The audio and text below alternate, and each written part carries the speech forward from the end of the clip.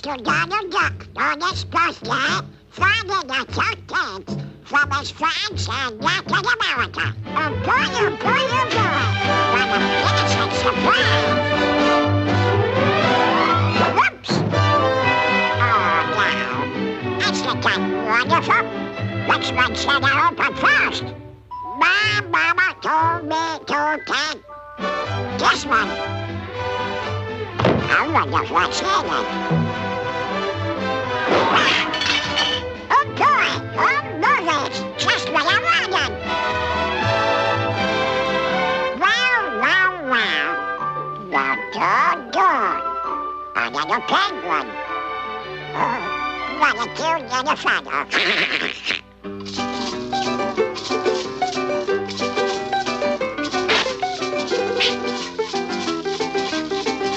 What is this? How do you open this thing anyway, huh?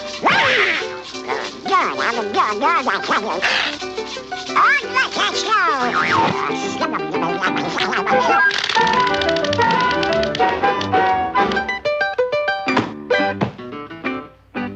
The show must go on.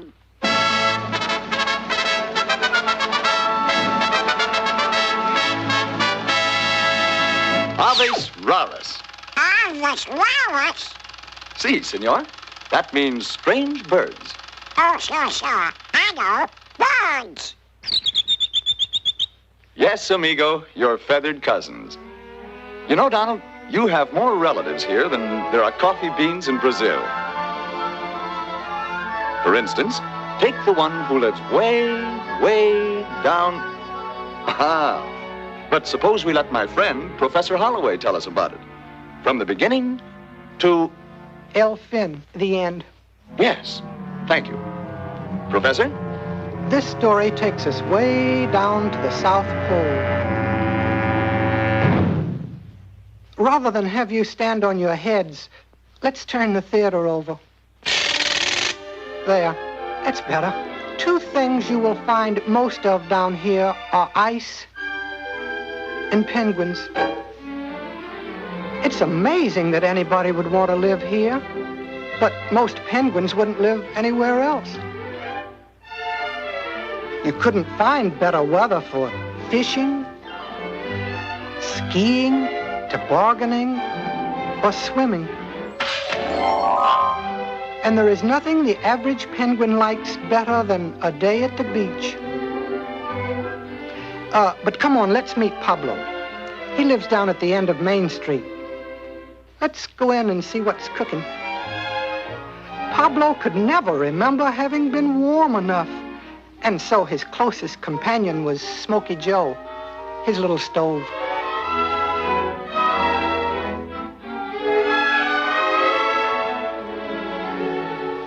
Between chills, Pablo had one burning desire to spend the rest of his life on some tropical shore.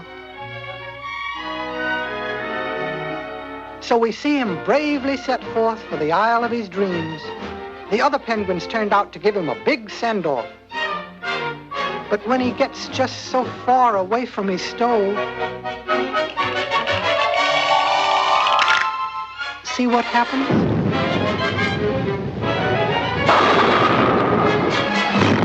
Too bad. Perhaps he'll give up this wild idea. But no, he's off to another stop. This time he's bringing a friend. Uh-oh. Uh-oh. Uh-oh. Oh, oh, oh, oh, oh, oh.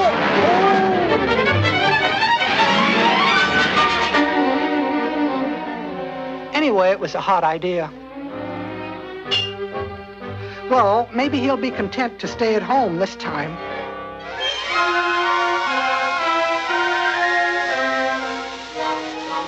But no, there he goes, hot-footing it to the land of the sun.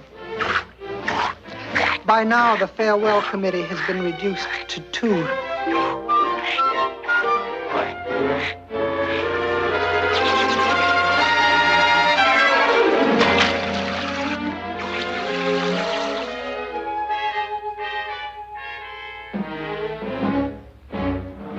discouraging, isn't it?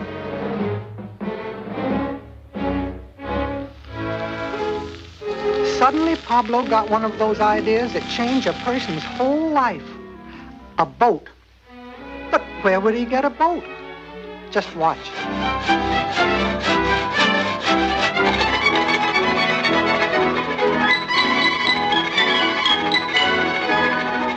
Where there's a will, there's a way, they say. And now for the official launching.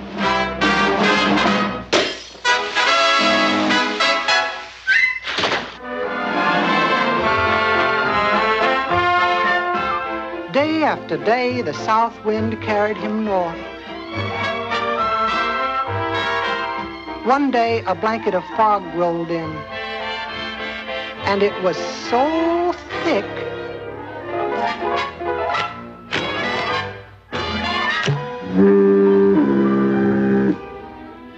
must be near Cape Horn. As the fog lifted, he found himself headed straight through the Straits of Magellan and northward along Chile's rocky coast. One day a storm cloud came up. Just a little bitty old storm cloud, though, and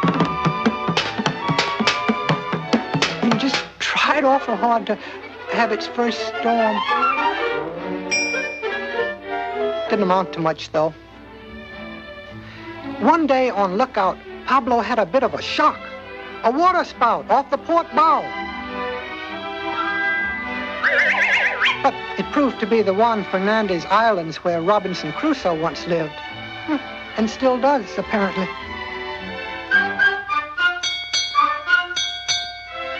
Four bells and all's well.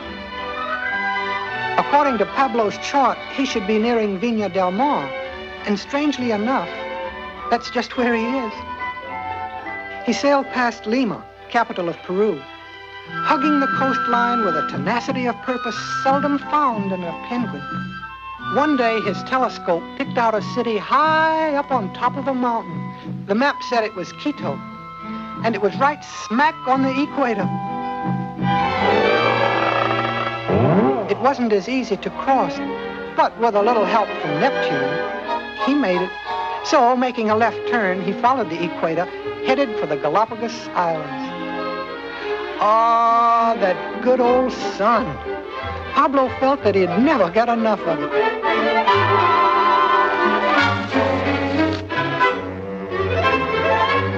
Oh, he hadn't counted on this. Things looked pretty bad. Help! Man the pumps, she's sprung a leak. Pipe all hands on deck. Do things, get going. Take to the lifeboats. Abandon ship. Unruffle the mizzenmast and man the poops. And, well, don't just stand there. Get going. Swab the decks and... Heavens.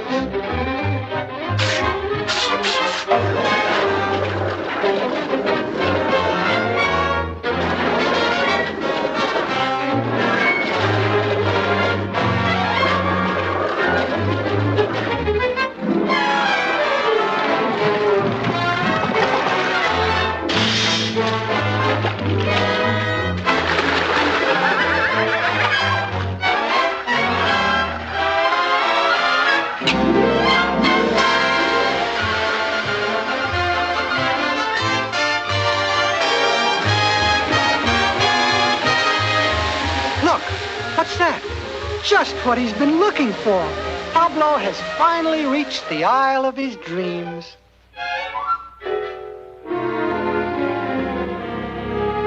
And so, as the warm tropical sun sinks slowly in the west, we leave little Pablo, a bird in paradise, a picture of health in his new coat of tan.